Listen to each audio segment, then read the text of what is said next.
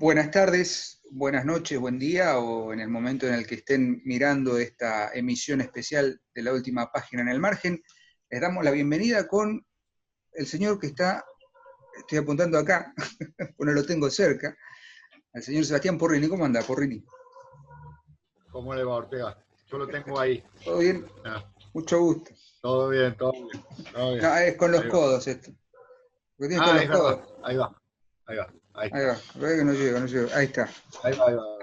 Qué ridículo, Dios mío. Bueno, les damos aquí la bienvenida a una nueva misión de este formato especial de La Última Página que cada vez está más vigente porque no tenemos básicamente posibilidad de vernos con Sebastián y tenemos que grabar de esta manera poco habitual y poco amigable con la imagen. Ahí se lo ve perfecto, Porrini, está cerquita, cerquita. ¿Viste bien? Sí, ahí está perfecto. Y Bueno, no hay interferencias ahí. Si se escucha algún tipo de interferencia, sepan disculpar, pero insistimos con esto siempre. Grabamos con los elementos que tenemos a mano y no siempre son los mejores, ¿no? ¿Por qué sale la imagen así? Porque el programa que usamos, la aplicación que usamos para comunicarnos con Sebastián, no permite que grabemos desde el teléfono, así que tenemos que usar la computadora, y la cámara que tenemos en las computadoras junto con el equipo de audio no son óptimos como cuando grabamos habitualmente el programa con un micrófono aparte y demás. Así que bueno, hago estas aclaraciones porque siempre es bueno. bueno ser respetuoso con el público, aunque ellos saben muy bien que el contenido eh, está muy por encima, o sea, buscamos que el contenido del programa esté por encima del formato en el que circula.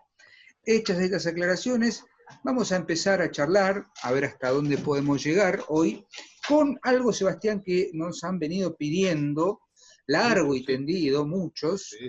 lo han pedido por comentarios, lo han pedido en Facebook, lo han pedido también en los vivos de Instagram que solemos hacer, y que es, vamos a movernos esta vez no tanto en narradores, los últimos dos programas en el margen los dedicamos a narradores, digamos, a Onetti, a Faulkner y Steinbeck, sino que vamos a volver a un primer hogar que es la poesía, ¿sí? Vamos a hablar de un poeta que también tiene textos en prosa, pero que de algún modo, o por lo menos la hipótesis que vamos a manejar en este programa es considerarlo más como poeta que como prosista. O sea, un Muy bien. escritor en su totalidad, pero que ha sido conocido mundial y universalmente por su poesía, y que es César Vallejo, ¿sí? Vamos a dedicarle hoy finalmente una emisión de La Última Página a un poeta y escritor que lo merece hace tiempo, que es el escritor peruano César Vallejo, nacido en 1892, fallecido en Perú, ¿no? Y fallecido en París en 1938. ¿Qué podemos decir, Seba, de Vallejo, como para presentarlo en vida? Fue, me parece, un hombre de letras, ¿no? Es decir, Muy bien. cabalmente, Muy bien. comprometido Era con... maestro. Era docente, sí, parte de sus ingresos provenían de la docencia. Independientemente de eso, también era ensayista, periodista, digamos, participaba en los círculos literarios de la época. Lo más interesante de Vallejo, me parece, Seba, a ver si coincidís conmigo, es el momento en el que se ubica César Vallejo como poeta y el enorme punto de quiebre que significa Vallejo para un momento de la literatura en lengua castellana, y que justamente esa suerte de transición finisecular que va de fines del siglo XIX hacia principios o primera mitad del siglo XX. Venimos insistiendo un poco en este periodo de la literatura. De hecho, en el programa que salió el lunes, habrán visto que nos dedicamos a las prevanguardias y comentar un poco las vanguardias y demás. Digo, hay algo ahí, hay un pasaje interesante, sobre todo, digamos, el preanuncio y el final de la Primera Guerra Mundial y ese periodo entre guerras que es muy interesante en la literatura, y Vallejo se ubica, ¿no?, en esas coordenadas históricas. Vallejo nace en 1892 y el fuerte de su producción poética, aproximadamente a los 24, 25 años de vida, estamos hablando 1918, año en que se publica el primer poemario titulado Los Heraldos Negros. Digamos, es una época de enorme influencia y de enorme productividad de lo que está pasando no solamente en la literatura, sino en el mundo. Decime, Seba, si vamos por la misma línea.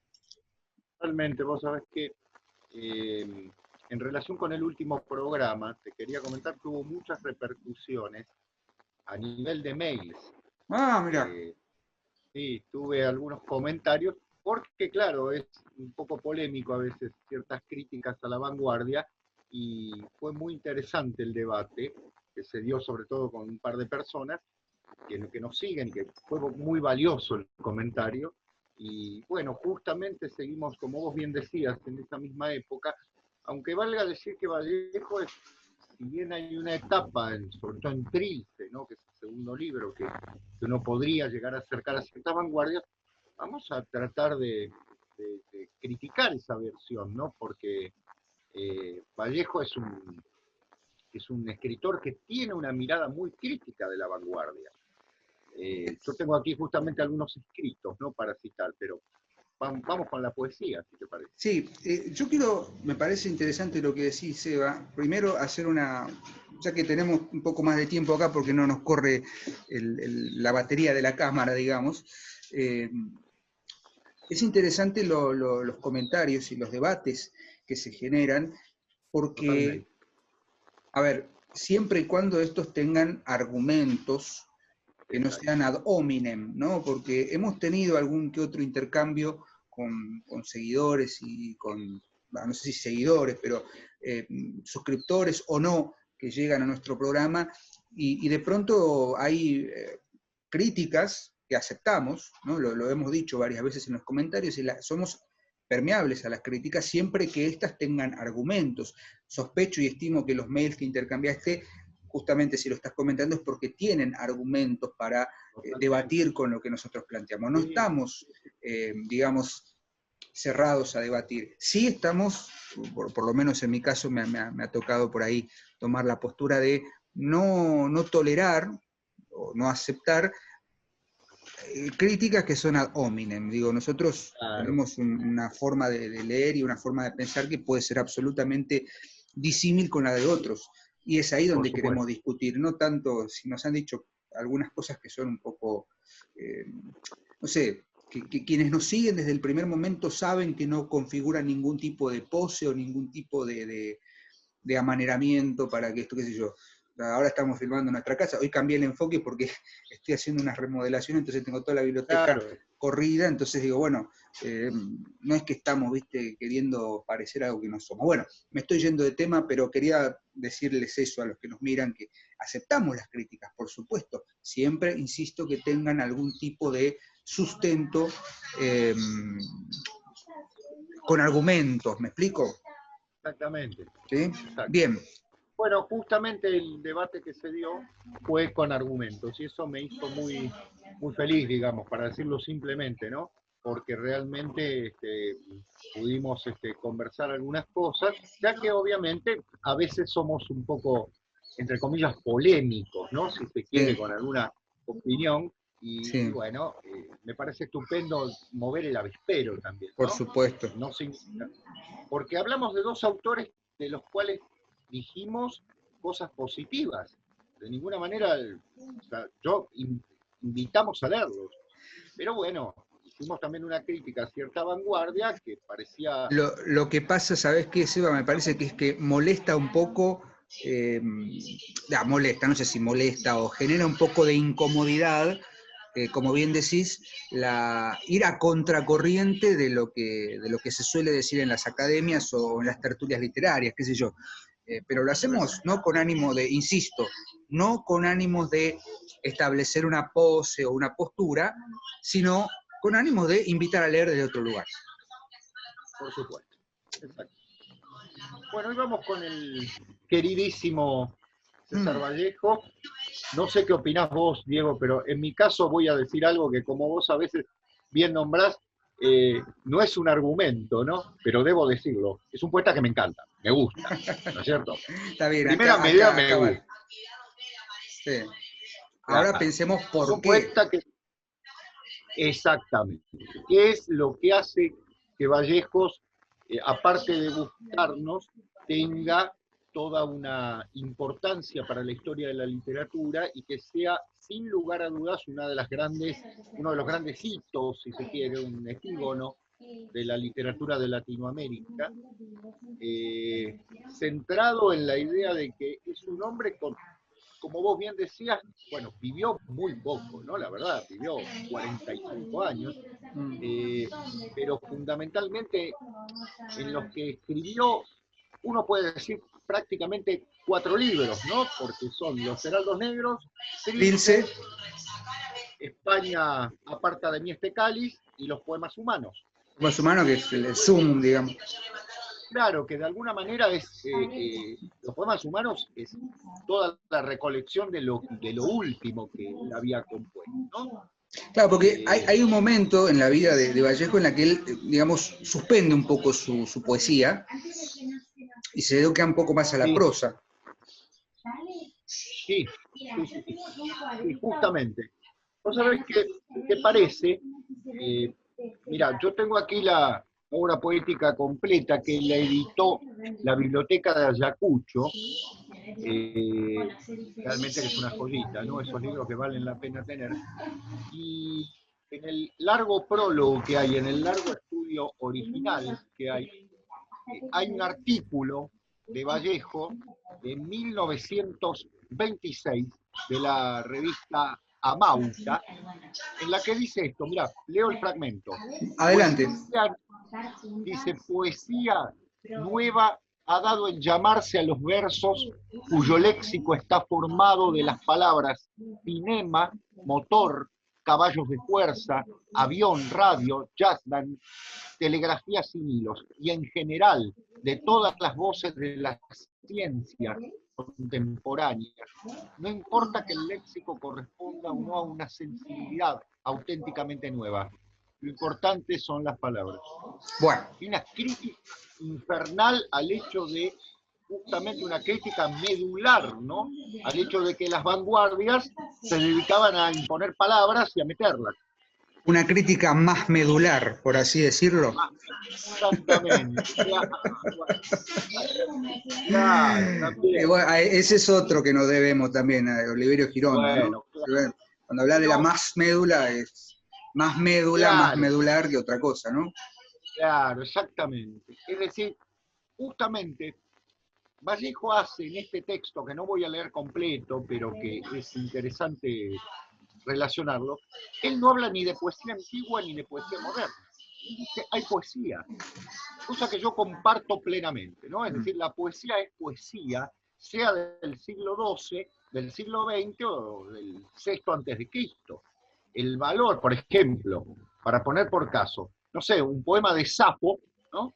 Tiene una actualidad impresionante, como lo puede tener un poema de Quevedo, como lo tiene un poema de Garcilaso, como lo tiene un poema de Machado, y como lo tiene obviamente la poesía de César Vallejo. Creo que en ese sentido está hablando Vallejo, no importa el momento. No es que nombre al cine y por lo tanto sea una poesía de vanguardia y por lo tanto eso sea poesía. No es el automatismo por el automatismo en sí, ¿no? No, y algo interesante que muy bien señalás, sobre todo en el final de esa cita que recién leíste, es la búsqueda por la palabra, la búsqueda por el lenguaje, y en definitiva, por algo Vallejo nos gusta, digo, ¿por qué nos gusta Vallejo? Porque es un poeta cabal, en el sentido de que toma el lenguaje, el valor de la palabra, como algo trascendente y no como algo meramente coyuntural y que responde a ciertos intereses ad hoc, ¿no? Por así decirlo. Esto claramente se puede ver ya, o se puede intuir en Los Heraldos Negros. Si te parece, comentamos un poco. Es inevitable pensar en algo que se suele decir mucho en la bibliografía que hay en torno de César Vallejo, que es el periodo en el que él está escribiendo, digamos. Los Heraldos Negros es de 1918. La historia o la crítica literaria, o digamos la historización, la periodización de los movimientos y de los momentos de la literatura, ubican el año 1918 como el fin, entre comillas, o los últimos estertores de lo que fue el modernismo en la poesía hispanoamericana. Recordemos que el modernismo, cuyo mentor, digamos, o cuyo padre fue Rubén Darío, tenía ciertas particularidades que más o menos radicaban en el preciosismo en el lenguaje, en un apartarse de la realidad cotidiana, en la búsqueda de cierto preciosismo en la forma, en la recuperación de ciertos galicismos, ciertos helenismos, cultismos, ¿no? Temas exóticos. Tomen por caso para ver un poema modernista cabal y llano, Sonatina de Rubén Darío, ¿no? Sí, Por la métrica, por la versificación, por el uso de las palabras esdrújulas que hacen referencia a ciertos cultismos provenientes de la lengua griega y tal. Vallejo había leído, obviamente, a todos estos poetas, había sido fuertemente influido en su primera poesía por el modernismo, porque era el movimiento que estaba en boga en la literatura de lengua castellana, o sea, no se podía escribir o no se podía pensar, digo, entre comillas, la poesía por fuera del modernismo. Pero se publica Los Heraldos Negros en 1918, y ahí hay un punto de quiebre. Hay un punto de quiebre. Totalmente. O sea, ciertos poemas de Los Heraldos Negros pueden ser leídos en clave modernista, pero ahí es donde Vallejo empieza a cavar, empieza a horadar la piedra. ¿En el qué sentido?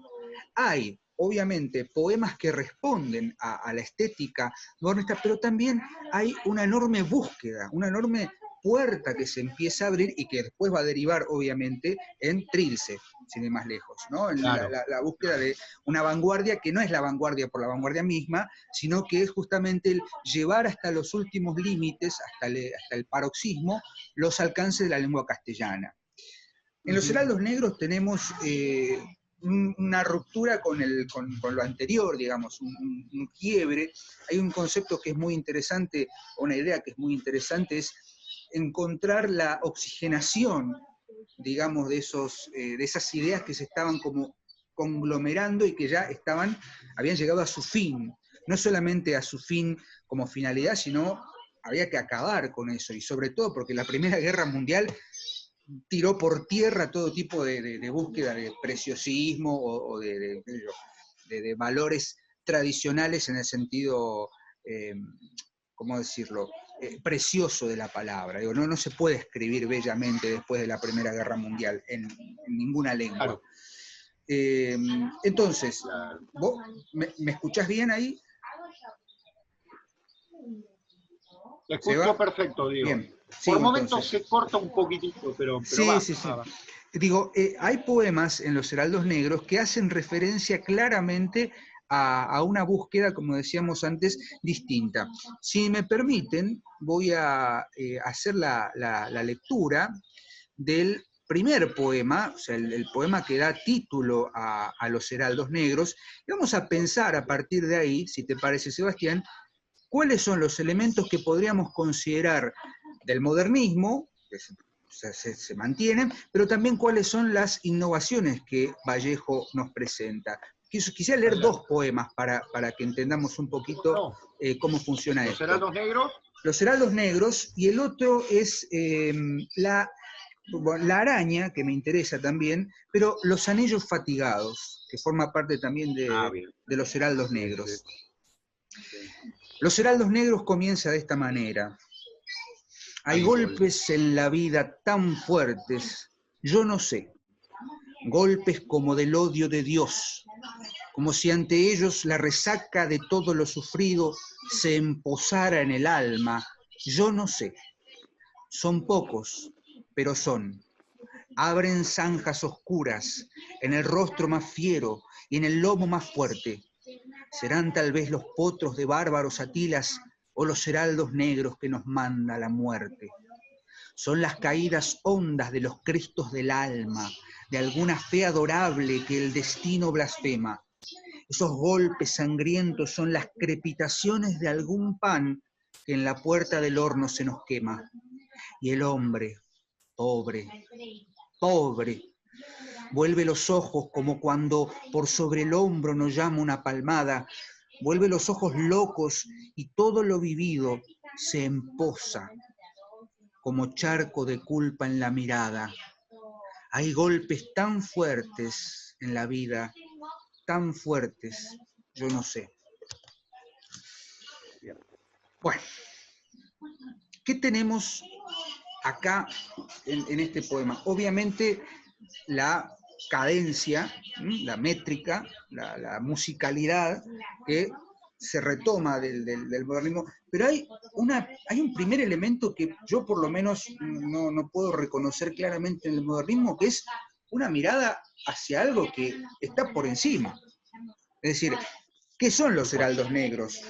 ¿No? Estos jinetes en bárbaros, caballos de bárbaros atilas, los heraldos negros que vienen, la palabra destino con mayúscula. Claro, Cristo. Cristos caídos del alma. Es decir, hay una referencia a algo sagrado, a algo trascendente, que rompe justamente con los parámetros del modernismo, que de pronto no se detenía tanto en estos temas, pero también hay una búsqueda de preciosismo, no de preciosismo, sino de pulir la palabra, pulir la lengua, crear un vocablo nuevo, el emposar, ¿no? Emposar como hundir, como algo que va hacia una caída, pero es una caída que busca esos golpes tan fuertes que hay en la vida, ¿sí? Esos golpes que machacan, es algo que está sonando de fondo y que nos está pidiendo, despierten, despierten, poetas, por así decirlo. Hay que despertar. Y esa temática, esa búsqueda de algo nuevo, es lo que de alguna manera caracteriza que, Diego, su poesía. Hablabas de la relación.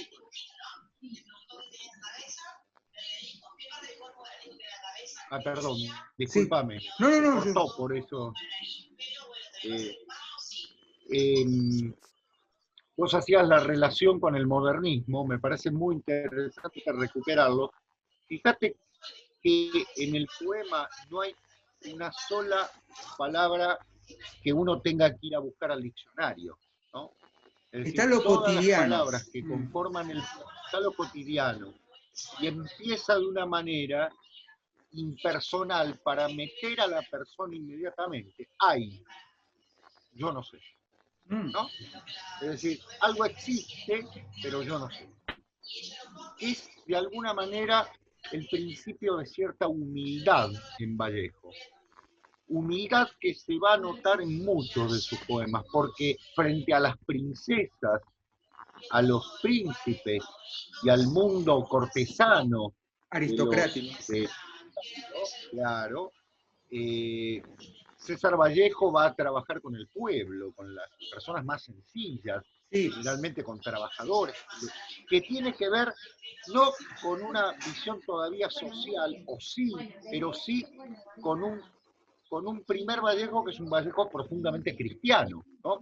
Pensá que tiene un poema en este libro que se llama El Pan Nuestro, ¿no?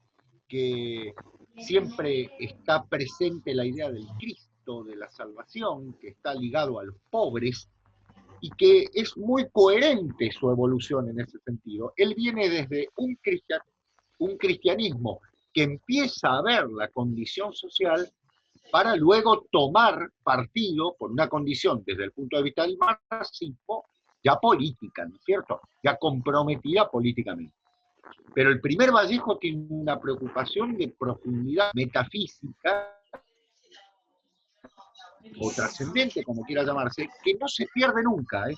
No se va a perder ni siquiera desde el marxismo. Fíjate vos esa trascendencia que mencionas.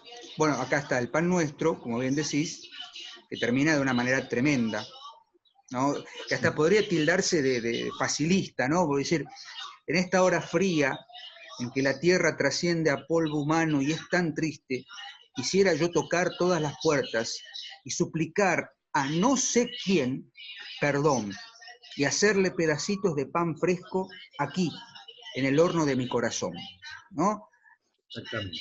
O sea, una forma poética que podríamos llegar a considerar como una rima muy fácil, ¿no? Es decir, quisiera hacerla aquí en el pedacito, en el horno de mi corazón, que parece un juego de niños, pero justamente tiene que ver con esto. Volvemos a lo mismo, no hay nada en Vallejo que necesite un diccionario o una enciclopedia. Recuerdo, hago un excorso, recuerdo cuando leí por primera vez Sonatina de Rubén Darío, allá lejos en el tiempo cuando estudiaba el profesorado, que estudiábamos y analizábamos el modernismo, me acuerdo del verso "O ipsipila que dejó su crisálida", ¿no? Es decir, primero hay que buscar qué es una crisálida y buscar qué es una ipsipila. Son palabras, como bien decía, esdrújulas que rememoran esa acentuación propia de un helenismo, de un cultismo. En Vallejo no tenemos eso. Fíjate vos que en los heraldos El negros... personaje mitológico. Claro, Claro. y en los heraldos negros tenemos, otra vez, en el poema mismo, tenemos esa referencia al pan, ¿no?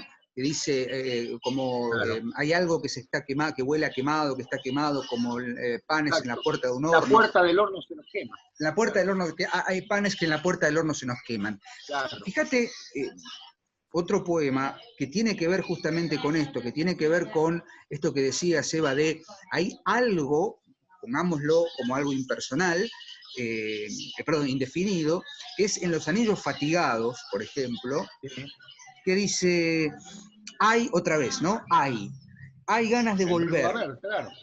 de amar, de no ausentarse, y hay ganas de morir, combatido por dos aguas encontradas que jamás han de ismarse. Bueno, ahí ismarse podría leerse como algo difícil, ¿no? No se van a dividir, no se van a aislar. Claro. Hay ganas de un gran beso que amortaje a la vida, que acaba en el África de una agonía ardiente, suicida. Hay ganas de no tener ganas. Señor, a ti yo te señalo con el dedo de Isida. Hay ganas de no haber tenido corazón. La primavera vuelve y se irá. Y Dios, curvado en tiempo, se repite y pasa, a cuestas con la espina dorsal del universo. Cuando las sienes tocan su lúgubre tambor, cuando me duele el sueño grabado en un puñal, hay ganas de quedarse plantado en este verso. Y ahí lo cierra. Y ahí lo cierra, ¿no? Claro. Porque, ahí, fíjate, el manejo que hace con el verbo haber, ¿no? Y en la presencia de todos los poemas, incluso el anterior, Los Dardos Eternos, ¿no? Que es el que está previo a Los Anillos Fatigados, la presencia constante de Dios, como eso que es necesario, aunque más no fuere, para preguntarle por qué. Es decir, esta existencia que tenemos, esta existencia absolutamente sufriente, ¿no? También hay un motivo fundamental, digo, hay que tener en cuenta que muchos de los poemas de los Heraldos Negros fueron escritos por Vallejos ante algunos momentos de desengaño amoroso. Es decir, hay una carga en muchos de ellos, claro, que tienen que ver justamente con la idea de que el amor no se realiza y entonces la desolación de esto no lo lleva a llorar sobre el amor solamente, porque hay un poema que se llama Amor también, sí, sino fundamentalmente sobre la existencia, ¿no? ¿Qué pasa con nuestra existencia? Hay ganas de volver, de amar, de no ausentarse. Es decir, es lo impersonal que de alguna manera es el yo también, siempre presente. Por eso es, a ti yo te señalo con el dedo de Isida. Es decir, matar a Dios es un poco la necesidad del hombre para ser hombre. Y es aquello que Vallejos, profundamente trascendente, entiende que no debe ser la carga que anule al hombre, sino todo lo contrario. Es el que lo va es lo que lo va a permitir liberarse, ¿no? En el mejor sentido. Yo no sé, Diego, si tenés a mano el poema Dios. No, acá a mano no lo tengo. Bueno, dice, siento a Dios que camina tan en mí con la tarde y con el mar. Con él nos vamos juntos, anochece, con él anochecemos, orfandad. Y el poema continúa, pero esa es la relación muy machadiana, ¿no? Muy desde el punto de vista de Machado, de que Dios es la persona con la cual dialogo, que está a mi lado, y en el fondo, con él anochecemos, mirá qué hermoso el poema, ¿no? el verso, con él anochecemos y queda lo huérfano, ambos están huérfanos, tanto el hombre como Dios están en orfandad. Oh Dios mío, recién a ti me llego, hoy que amo tanto en esta tarde, hoy que en la falsa balanza de unos senos miro y lloro una frágil creación. Es decir, esto que creo es frágil y necesito, requiero, pido la presencia divina que está siempre al lado. Es el hombre que pasa por la puerta con el pan, es el obrero que trabaja, ¿no? Hacer magnífico y extraordinario lo cotidiano, si se me permite la observación. Bueno, digamos, poetizar lo cotidiano. Por supuesto que es bien oriental. No me recuerdo ahora, cita un loto, no me acuerdo en qué poema, a ver si lo puedo, porque yo hice una selección de los poemas que a mí más me gustaron. Espérame que lo tengo por acá. Estas son las ventajas de tener lo digital a mano, ¿no? Claro, claro. Sí. A ver, no lo voy a encontrar tan fácilmente, pero de alguna manera esa presencia también de cierta mentalidad, no mentalidad, digamos, de cierta mirada hacia principios orientales. Lo hemos dicho ya en el programa dedicado al haiku, ¿no? Es decir, el poeta japonés que redacta los haikus es el que puede ver en lo cotidiano algo trascendente o algo único. El pidgin, exactamente. Claro. Es el momento del aguare, ¿no? De la fascinación, como decíamos en ese programa. Y acá hay una fascinación con lo cotidiano más absoluto. Es decir, como bien decís, el pan. Y algo que dijiste muy interesante sobre la frágil creación. Si hacemos, si tiramos un poquito más del hilo, el que crea es un poeta. Claro. La frágil creación es, hasta si se quiere, vamos a darle un poquito de tela a la gente que nos pide teoría literaria, bueno, nos siguen pidiendo Roland Barthes, y no vamos a hablar de Roland Barthes porque no nos interesa, pero digo, para darles un poquito de esa idea. Si tiramos un poquito de la línea, podemos decir que es hasta metalingüístico, o sea, es una metapoesía, porque hablar del acto de creación o de la frágil creación es también hablar del acto de hacer poesía. El poietes en griego, la poiesis es el acto de hacer, de fabricar, de crear, ¿no? Es una artesanía que se crea. Entonces, por eso esa hermandad, digamos, hermandad y orfandad y unificación con Dios tiene que ver con eso, ¿no? Perdón, Seba, que te... Claro. No, es que está muy bien lo que estás diciendo, porque justamente, fíjate, la hermandad en tanto la creación, pero a la vez la orfandad, Dios huérfano, el hombre huérfano. Claro. Es decir, la sensación de que en última instancia estamos solos y que todo lo que lleva a la manifestación es de alguna manera frágil, es de alguna manera, ¿cómo decirlo?, propio de que se pierda. Por eso, yo no sé si tenés a mano el último poema de los Heraldos Negros, que es muy famoso, que es Estergesia, ¿no? ¿Cómo es, Seba, perdón? Estergesia. Sí. Esta idea de justamente lo que se difumina, lo que se disemina, empieza con uno de los versos más famosos de Vallejos. Yo nací un día que Dios estuvo enfermo, ¿es cierto? Sí. Que si vos te fijas, acá está, el poema habla de la vacuidad metafísica, ¿no? Porque justamente él habla de ese vacío, del claustro de silencio y de la creación del el día que Dios está enfermo. ¿Qué quiere decir esto? O mejor dicho, no, ¿qué quiere decir? Porque la poesía no es que quiera decir algo, ¿no? Como decimos siempre, sino más bien nos quiere acercar. La idea de un sufrimiento es propio del poeta, y que lo hemos hablado en otros momentos, es no poder decir, porque en tanto decimos, todo es frágil.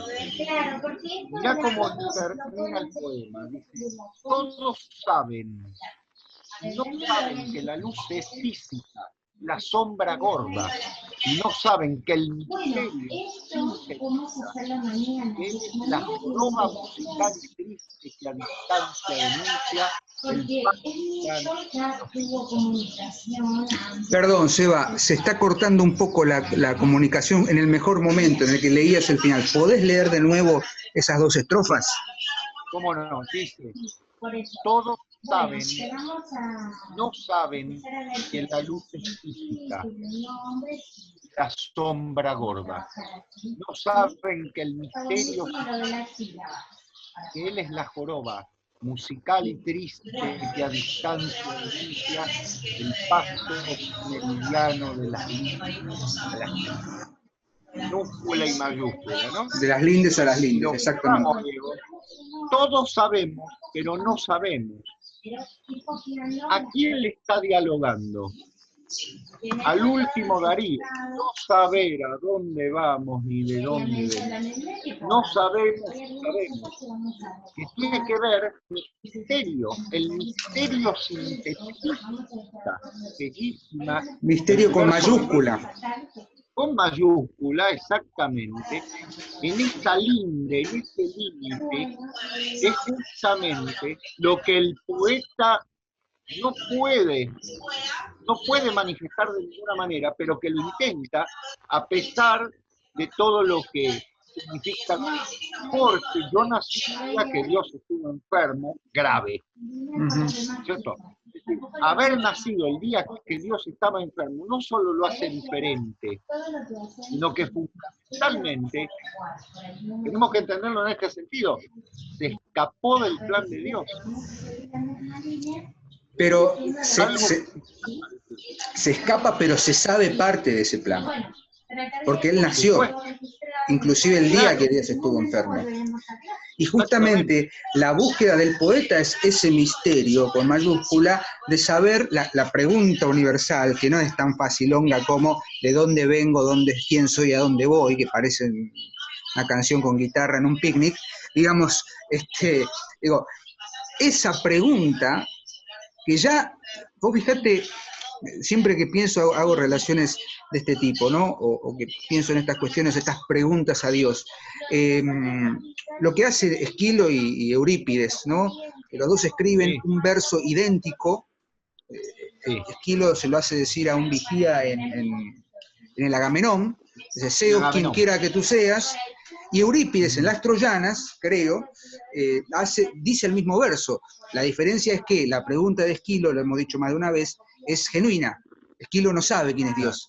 Esquilo es un poeta que se está preguntando quién es Zeus, qué es lo divino, porque Esquilo está todavía más cerca de esa tradición hermética que Eurípides ya ve caerse a pedazos con la guerra del Peloponeso, ¿no? Claro. Es decir, cuando Eurípides le hace decir a un personaje, Zeus, quien quiera que tú seas, ya es un descreimiento de la deidad, mientras que en Esquilo es todavía una búsqueda genuina de esa deidad. En Vallejo me parece que es justamente más cercano a lo que propone Esquilo, o sea, esa desazón de no saber qué es lo que hay, por eso la presencia del verbo haber tan marcado, y ese haber tiene que ver, como bien decía Seba, con un plan divino del cual él ha sido de alguna manera corrido y que está queriendo recuperar de alguna manera, poéticamente, la respuesta a esa pregunta. Y es el gesto también del libro, digamos, del poemario Los Heraldos Negros. Le está respondiendo a Darío, o le está escribiendo a Darío, pero también está diciendo, está cerrando lo que fue el modernismo, diciendo, ya está, y le está abriendo una literatura o una poesía renovada, nueva, que tiene estos elementos como fundamento. Lo cotidiano, primero, lo extraordinario, lo magnífico de la experiencia cotidiana, una búsqueda de la palabra bien pulida, sin caer en el exotismo o en la perfección léxica, casi exótica del modernismo, con un sello muy personal. Me gustó eso que decías de digamos, la estética vallejiana, por así decirlo, claro. Que tiene que ver con estos elementos. Una mirada hacia lo trascendente que no estaba muy presente en el modernismo. No, para nada. Es decir, ¿por qué? Porque en Vallejo hay un profundo cristianismo de la imagen de un Cristo sufriente y de un Cristo que camina a mi lado, ¿no es cierto? Que tiene Exactamente. que ver con que El está Cristo, presente en los más humildes. y que es huérfano también, como bien decías, en la orfandad. No olvidemos la última escena, es decir, Elohim, Claro, Elohim, que me has abandonado, le dice, ¿no? Esa claro. pregunta también de Cristo en la cruz, muy Vos fíjate, interesante. Diego, que es posiblemente Los Heraldos Negros como libro, me refiero no al poema, sino, por supuesto que Vallejo esto lo tiene que haber pensado, porque es un creador en todo sentido. El libro abre con un poema como Los Heraldos Negros, con una fuerza imponente, en la que el hombre es pobre, pobre, y está decididamente sufriendo, cargando sobre sí los golpes fuertes de la vida que no se entienden, y cierra con Espergesia diciendo: yo nací un día que el Dios estaba enfermo, grave, también con la misma pregunta, ¿no? Es decir, ¿por qué? ¿Por qué estoy? ¿Por qué existo? ¿Qué hay? ¿Qué es lo que es el ser humano en la Tierra? Cuando se habla tanto del existencialismo, los primeros existencialistas están ligados a la poesía. Es decir, el poeta es el primero que se pregunta, como en el caso de Vallejo: estoy arrojado a esta vida, pasa junto a mí una persona con un pan al hombro, ¿no? Otro poema bellísimo. El dolor de lo que significa haber perdido el amor, el dolor de lo que significa haber perdido un ser amado. Luego va a venir todo el tema de la política española, ¿no? La guerra civil y demás, los muertos amigos que van a caer en esa guerra. Vallejo está plantado en medio de la tierra diciendo: estamos en orfandad, igual que Dios, en la misma orfandad. La hermandad con Dios es la orfandad. Yo creo que me interesa también esta mirada, ¿no? Me dejas sin palabras porque es verdad. Estaba mirando recién las fechas. Vallejo muere un año antes de que inicie la Segunda Guerra Mundial, ¿no? Es decir, pero Claro, obviamente vive la Guerra Civil Española y demás. Hay algo ahí que se está gestando y que él está mirando. Es decir, estamos yendo rumbo a una orfandad absoluta. Y el dedo claro. deicida, más o menos, salvando las distancias, podríamos asociarlo, si se me permite la barrabasada, con el Dios ha muerto de Nietzsche, pero en otro sentido. Es decir, no es la muerte de Dios para decir, bueno, se murió Dios, bueno, hay que pensar, ¿no? Que Dios se muere cuando Nietzsche dice Dios ha muerto, no es Dios, el Claro, Dios cristiano. Está hablando de otra cosa Nietzsche, sobre todo en Así habló Zaratustra. Pero digo, ese dedo de Isida es preguntarse: che, muchachos, digo, se murió, se está muriendo, estamos huérfanos, ¿qué hacemos? ¿Cómo claro, reaccionamos ante esto? claro. ¿Qué buscamos? Esto, Y no es la búsqueda de la vacuidad solamente, o del sinsentido, o del absurdo, o de, como bien dijiste recién, y acá hago un paréntesis, para seguir ganándonos amigos y críticos, digo, no es solamente ese facilismo del existencialismo de decir, estamos arrojados al mundo y qué sé yo cuánto. Es otra claro. cosa, es decir, porque estamos arrojados al mundo y ¿qué hacemos? Nada. Nada Bueno, importante en lo que es literatura, eh, ¿no? retomá, Diego, lo que, cómo empezamos esto, ¿no? Es decir, frente a las palabras que parecen en algún sentido ser solo palabras, para Vallejo son golpes, golpes en la vida. Es decir, cada una de ellas, en cada uno de los poemas, Vallejos habla digamos, del peso de la cruz, si se me permite el término cristiano, ¿no? Es decir, la persona que está sufriendo en cada sentido lo cotidiano, pero con una profundidad trascendente, porque si es fácil hablar de la muerte de Dios, pero es mucho más difícil la poetización diciendo: Dios es tan huérfano como yo. Estamos dos huérfanos. Esa es la hermandad que vos muy bien señalabas, en lo que hermana al hombre con Dios. En este primer Vallejo, ¿no? Después, obviamente, Vallejo va a tomar una postura más política, y desde que toma una postura más política, se lo ve comprometido con ciertas pero no es el caso del primer Vallejo, que es el Vallejo, digamos, más de apertura hacia una apertura hacia la sociedad. Sí, exactamente. ¿Querés que comentemos algún escrito particular o...? Mira, había reservado algo. Dale, total. Bueno, mañana vamos a hacer la tarea esta de 16. Me pareció interesante que vamos a ver cómo vamos. Algo que nosotros trabajamos, Diego, hace poquito, es Spengler. Sí. En 1929, bueno, después te mando fotitos de las actividades que yo tengo. Escribe un artículo para el diario El Comercio de Lima, se llama La megalomanía de un continente. Obviamente es un texto, claro, es un texto muy interesante. Porque la idea de que la cultura occidental sea absolutamente responsable a Europa. Pero el artículo empieza así. Spengler ha pervertido sin quererlo a los muchachos de América. La decadencia de Occidente ha magullado la nuca y los tobillos de más de un escolar latinoamericano. Diagonalmente, culpa no tiene el de leer y mucho menos deducir de lo que leen. Consecuencias científicas, ya que no impartibles. La ciencia no excluye la pasión. Es decir, fíjate qué interesante, en 1929, ¿qué está diciendo Vallejo? Qué mal que se lea Spengler.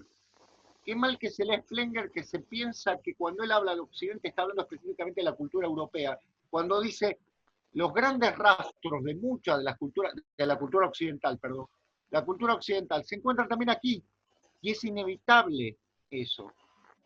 Pero nosotros no somos el alimento de la cultura europea, sino que somos, en última instancia, la raíz de la cultura occidental, que es otra historia, ¿no? Te lo citaba porque hace pocos días nos ocupamos de Spengler, y en medio de esa mirada, uno se da cuenta de que Vallejo era una persona que no solo leía los diarios para estar enterado de lo que estaba pasando en el mundo y escribir un poema sobre la condición social de la época, sino que estaba perfectamente inmerso en la realidad intelectual de su momento. De manera tal que Vallejo era una persona con una profunda formación humanística.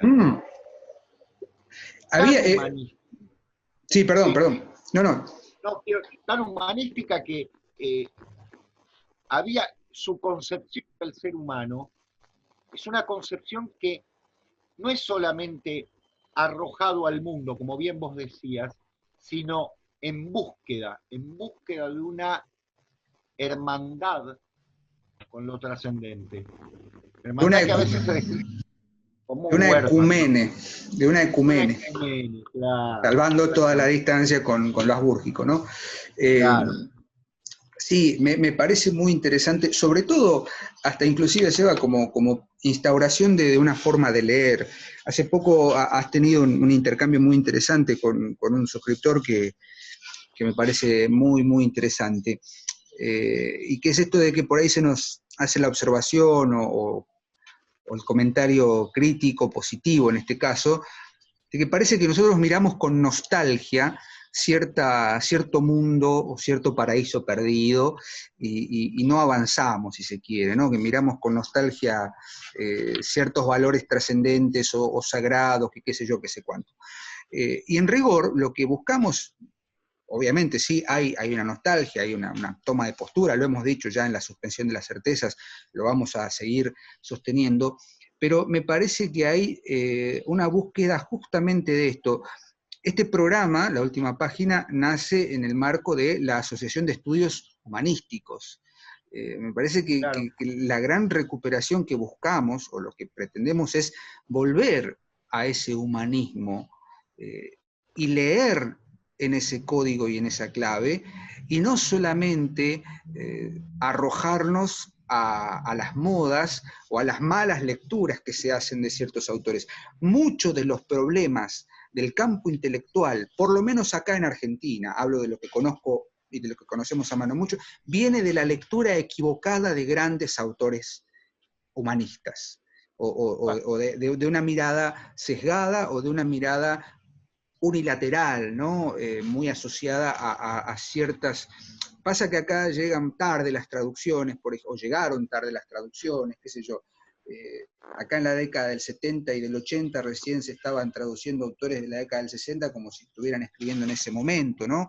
Claro. Es decir, mucho de lo que se llama teoría literaria tiene ese vicio, ¿no? de pensar que hay teorías o que todo puede ser leído desde la mirada, qué sé yo, marxismo y literatura, o sociología y literatura, y qué sé yo, que parece que en ese sentido Vallejo ha demostrado ser un gran lector, un gran humanista, y obviamente en las tertulias que él compartía con otros tantos escritores peruanos y otros tantos, bueno, Carlos Mariátegui, por ejemplo, Antenor Orrego, otro también que le había prologado uno de sus libros, es decir, estaba en sintonía con los grandes lectores de la literatura universal y de la cultura humana.